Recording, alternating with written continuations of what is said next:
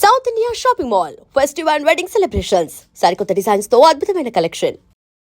అంటే రాఘవేంద్రరావు గారి దగ్గర కూడా మీరు ఒకనొకప్పుడు ఇది బాగాలేదు, ఈ స్టోరీ బాగాలేదు అని చెప్పని అది కూడా అది అసలు లైఫ్ లో లెసన్. ఇందాక చెప్పేదానికన్నా ముందు జరిగిందా తర్వాత జరిగిందా? అది ఏది రాఘవేంద్రరావు గారి సిచ్యువేషన్ ఇందాక చెప్పిందంటే ఇందాక కూడా ఆయన రవికుమార్ గారి చిరంజీవి గారి సినిమాకి చిరంజీవి గారి ఇది జరిగింది చాలా రోజుల తర్వాత జరిగింది. అదా? ఓకే. నేను రవితేజ డేట్లు చూసేవాడిని, అన్నయ్య దగ్గర ఉన్నప్పుడు చూసేవాడిని కాదు. అదంటే రవితేజ డేట్లు చూసా కానీ ఇటు బిజీ కథ అనగానే కథ బాగాలేదు సార్, ఆల్రెడీ చూసుంటారు కదా ఇంటర్వ్యూలో. అదే అందుకే అడుగుతున్నాను. అవును. అయితే ఆఫీస్ రమ్మంటారు, వెళ్తే అరే నీకు వినగానే తెలిసిపోద్దా. నేను షాక్, ఫస్ట్ టైం నన్ను ఎవరు అలా అడగలే. అల్లరమూడి సినిమా అదే రాజశేఖర్ గారు ఆ కథ ఏంటో నువ్వు చెప్పాను, చెప్పా. ఈ కథ నేను చెప్తే నువ్వు ఓకే చేస్తాను. అదే ఉంది సార్, రాజశేఖర్ గారి సినిమాకి ఎలా అంటే ఒక డైరెక్టర్ మైండ్లో ఏముందో నీకు ఎలా తెలుసు. ఒక్కో డైరెక్టర్ ఒకలా ట్రీట్ చేస్తాడు. ఆడు చెప్పింది నువ్వు బ్రెయిన్లో డైరెక్షన్ చేసేసి బాగాలేదని ఎలా చెప్తావు. సరేరా, ఇవాళ నుంచి నాకు వచ్చిన కథలని నీకు చెప్తా, నువ్వు ఓకే అనక చేస్తా. ఫ్లాప్ అయిందనుకో, ఆ రోజు నుంచి నేను కథను వేరే రకంగా కథలాగా వింటాం మొదలుపెట్టాడు, డైరెక్షన్ లాగా. అసలు అది ఎక్స్ట్రాడినరీ అండి. నేను అందరికీ చెప్తుంటాను, నాకు కథ చెప్పడానికి వచ్చిన చెప్తుంటాను, నన్ను ఇలా దిక్తారు రాఘవేంద్ర. F2 కథ మీరు విన్న తర్వాతే నాకెందుకు చెప్తారు F2 కదా? లేదా అంటే మీరు ఇప్పుడు ఆయన డేట్స్ చూస్తున్నారంటే డేట్స్ అంటే అండి ఇప్పుడు కొత్త వాళ్ళు కొత్త రేట్లు చెప్తారు కానీ పెద్ద రేట్లు చెప్పరు కాదండి. పెద్ద డైరెక్టర్ మనకి డైరెక్షన్ చేయటం ఎక్కువ అనిపిస్తుంది కదా. అంటే ఈ కథ ఒకసారి మీ దగ్గరికి వచ్చినప్పుడు ఏదైనా ఒక కథ నా దగ్గర రాదండి. ఇప్పుడు దిల్ రాజు గారు ప్రొడ్యూసర్, అనిల్ వరుసగా హ్యాట్రిక్ ఇచ్చిన డైరెక్టర్ కదా. డైరెక్ట్గా వెంకటేష్ బాబుని అప్రోచ్ అవుతారు. బాబు టైం కనుక్కుంటే వాళ్ళు వెళ్ళి మాట్లాడుకుంటారు. ఇంకోటి ఏంటంటే అండి, ఇప్పుడు నిఖిల్, రాజ్ తరుణ్, నవీన్ చంద్ర, విష్ణుబాబు వీళ్ళందరూ ఏంటంటే, నేను ఏదైనా షూటింగ్లో ఉన్నాను అనుకోండి, బాబు ఆడు దొబ్బేస్తున్నాడు కదా అంటే నేను ఖాళీగా ఉన్నాను పంపించాను. వాళ్ళు విన్నాక నన్ను వినమంటారు, ఈయన మళ్ళీ వస్తాడు, వాళ్ళకి నచ్చింది సార్. అరే వాళ్ళకి నచ్చుదో లేదనే కదా నేను వింటున్నాను, వాళ్ళకి నచ్చాక నాకెందుకు చెప్తా చేసే. నేను విన్నా అసలు. నేను చాలా సినిమాలు మా హీరోలే కథ విన్నాను, వాళ్ళకి నచ్చితే చేసామని చెప్తాను. నేను వినేది ఎందుకు, వాళ్ళు బిజీగా ఉంటారు, వాళ్ళు టైం వేస్ట్ చేయటం ఎందుకు 2 hours అని చెప్పి. వాళ్ళు ఖాళీ ఉన్నప్పుడు ఒక్కోసారి నిఖిలే చెప్తాడు, సార్ ఆ కథ బాగుంది అది చేద్దాం సార్, చేసే. ఆడొచ్చి కథ వద్దు, హీరోకి నచ్చడం కోసం కదా నాకు చెప్పి, టైం వేస్ట్ చేయొద్దు, ఇంకా చాలామంది చెప్పాల్సి ఉంటుంది నువ్వు హీరోయిన్లకి, ఆర్టిస్టులు, అది చెప్పు ఎన్ని కనీసం. ఇన్నాడు మీ జీవితంలో మీరు నేర్చుకున్నది ఏంటంటే, మళ్ళీ నవ్వారు దేవుడా, ఎందుకు నవ్వుతారండి మీరు అడుగుతుంటేను? చెప్పండి, ఏం నేర్చుకున్నారు? అంటే నేర్చుకోవడం అండి, ఇదేమన్నా డిగ్రీ చదువుకోవటం కాదు కదా. ఒకటి మాత్రం అండి, మన దీనికోసం అవతలను బాధ పెట్టకూడదు అన్నది నేర్చుకోవాలి అందరూ. నేను ఇంకా నేర్చుకోలేదు, ఊరికే చెబుతున్నా. మీరు అలా ఫార్మల్గా ఏం నేర్చుకున్నారు, మీరు చేసిన మిస్టేక్స్ ఏంటి? పెద్ద పెద్ద వాళ్ళు ఎంటర్ చేసినట్టు చేయకండి, కొంచెం మీ స్థాయి తగ్గించి చేయండి అని. మరీ టూ మచ్ అసలు. నేను ఒక ఇంటర్వ్యూలో చూసాను సార్, రవితేజకి మీరు కాళ్ళు కడిగి నేను పెళ్లి చేశాను అని చెప్పని. అంటే అమ్మాయి పేరెంట్స్ ఉంటారు అంటే మీరు చేయడానికి కాదండి, అది మా రిలేషన్ నుంచే చేసాం.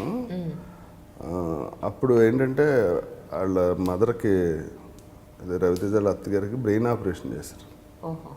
అందుకని నేను మా ఆవిడకి అడిగాను.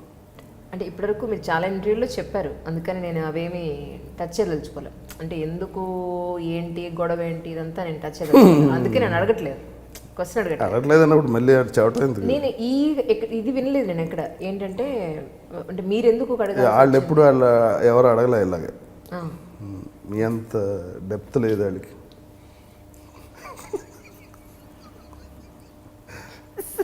అయ్యో డైమండ్స్ అన్నీ ఆయన లోపల పెట్టాను.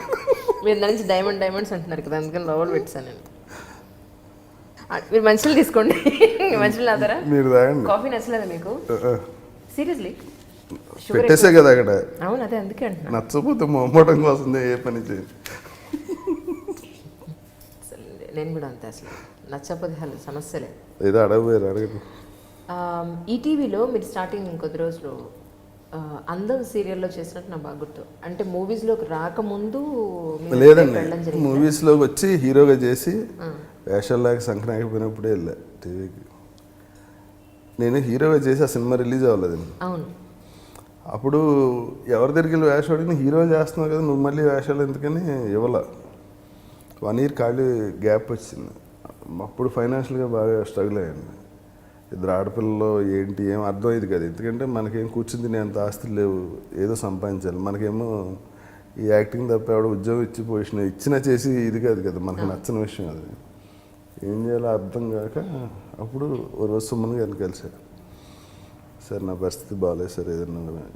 అయ్యో మీరేంటండి మీరు సీరియల్ చేస్తారంటే అంతకన్నా ఆనందంగా ఉందని. అప్పుడు అందం నా కోసం అప్పుడు చేశారు. ఇంతవరకు సీరియల్ హిస్టరీలోనే సినిమాలాగా ఒక 6 songs ఉంటాయి నాకు అందులో. 6 పాటల? అందులో నేను క్లాసికల్ డ్యాన్సర్ అని తెలిసి ఒక క్లాసికల్ సాంగ్ రాశారు. ఆ సాంగ్ మొత్తం డ్యాన్స్ చేస్తా. నేను కూడా చెప్పండి. తర్వాత మొఘల్ గార్డెన్స్ కొత్త కట్టారు అప్పుడు అక్కడ. 11 nights 12 generatorsతో సాంగ్ షూట్ చేశారు. షాక్ అయిపోయింది నేను అసలు. అప్పుడు మంచి స్టార్ లైఫ్ లేదు టీవీకి అంత. అంటే నాకు సినిమాలో ఎప్పుడు ఎవరంత రిచ్గా చేయలేదు. అది కంటిన్యూస్గా వస్తుంది టీవీలో యాడ్ కింద. మీ అమ్మాయి ఇద్దరికి చాలా మంచి సంబంధాలు వచ్చాయని చెప్పని విన్నాను. వచ్చినాయి అంటే మీ గురించి అడగడానికి తెలిసిన వాళ్ళకి ఫోన్ చేస్తే ఆయన బాగా అరగంటూ అవతల వాళ్ళని టక్కన హట్ చేసేలాగా మాట్లాడారు. వాళ్ళ పిల్లలకి చాలా మంచి సంబంధాలు వచ్చాయి, ఆయన ఆ విషయంలో చాలా అదృష్టవంతులు అన్నారు. ఓకే, అందుకని వాళ్ళని టచ్ చేసిన నేను మాటలతో. తన డెర్మటాలజిస్ట్ అండి పెద్దళ్ళు. ఓకే. చిన్న మార్కెటింగ్ మేనేజర్ చేస్తాను. హ్యాపీ. పరుచూరి బ్రదర్స్తో మీకు పరిచయం ఏర్పడింది యాక్చువల్గా సర్పయానికి వాళ్ళే కదా డైరెక్టర్స్. ఓకే, నేను రైటరే అనుకున్నాను కాదా? సర్పయాన్ director Paruchuri brothers. Right right. ఆ తర్వాత వాళ్ళు అన్ని సినిమాలు నాకు చాలా మంచి వేషాలు రాశారు. నేను చాలా కాలం సస్టైన్ అవ్వడానికి మెయిన్ రీజన్ బ్రదర్స్.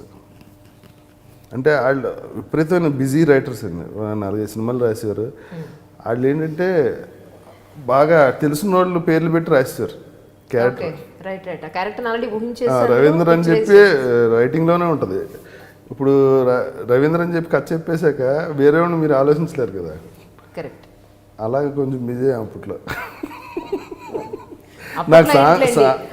ఇప్పుడు మీరు చేయట్లేదండి, నిజం చెప్పండి. ఇప్పుడు కూడా కాదండి, యాక్చువల్గా అందులో దిగి నాగాకి నేను బ్రహ్మాజీ ఇద్దరు ఉండాలి ఆ సాంగ్లో.